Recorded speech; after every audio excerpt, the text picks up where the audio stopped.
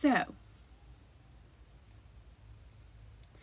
ooh, if I could chronicle anything so far on this journey, just real thoughts and authentic opinions and things of the like, I would say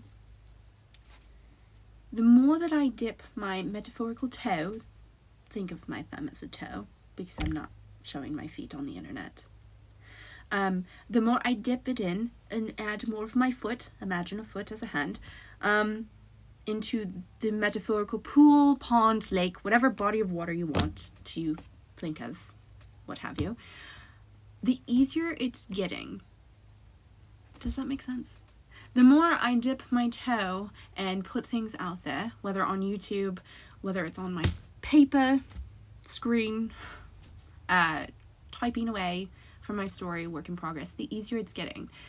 I will say I have been chronically uncomfortable through this whole process. It is not my natural state to share the things that I write because historically it's been rather personal for me. Writing has been such an outlet, a creative outlet for me. And there are very few people in my life that I've actually shared my writing to for various reasons. I think part of it, what's holding me back, is it's always been like, well, what if it's not good? And recently, and the more I put my writing out there, I'm thinking, okay, but what if it's good though? So instead of thinking of like, what if it's not good, I'm thinking, okay, well, but what if it is good? What if people do like it? I am not naive. I realize there are going to be people that no matter what I write, no matter how I write it, what my characters are, the plot story, there will be people who do not like it, who vehemently dislike it. And that's okay, because this isn't for everyone. Large part, it is a story, my work in progress. It is a story that I've had in the back of my mind since like 2014. It originated in a creative writing class. And in this class, each week we were meant to have different projects. And I had talked to my teacher and I said, hey, I have this idea for a story. This was like week 1. And I'm thinking about a book. Is it okay if I write chapters each week to turn in instead of different projects? And she greenlighted it, and she was amazing. And through the whole semester of this class, she would, I guess, beta read. And she was such a reactive reader, she would put little notes in the margin for me to read, and her genuine reactions. And I actually have it right here, but there was something she had written on the rubric sheet or whatever. And she said, I loved reading your story and I hope you keep writing, and that you should show me more chapters as you finish them. So I'm excited to actually be getting to the point where I can share this story, even though it's been so long. It is a story I've picked up and put down so many times, and it is something that I want to get off my brain because I have a couple other story ideas in queue that I'd like to work on that I'm excited about. So yeah. Now that I'm finally getting to that part in my drafting process of actually needing other eyes on it, it was really hard to send over that first copy to my husband, which out of all people you would think it shouldn't be that hard to send it to your husband. You're correct, it should not be. But like I said, I am reclusive when it comes to writing. It's very much in my own head.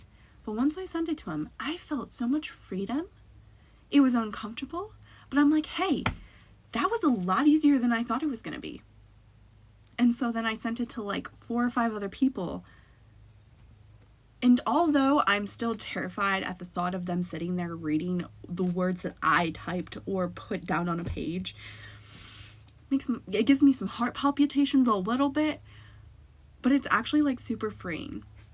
Like I said, I know not everyone will read it. I don't even expect all the people I have beta reading to like what I'm doing. But the fact that I'm doing it and I'm getting it done is really exciting.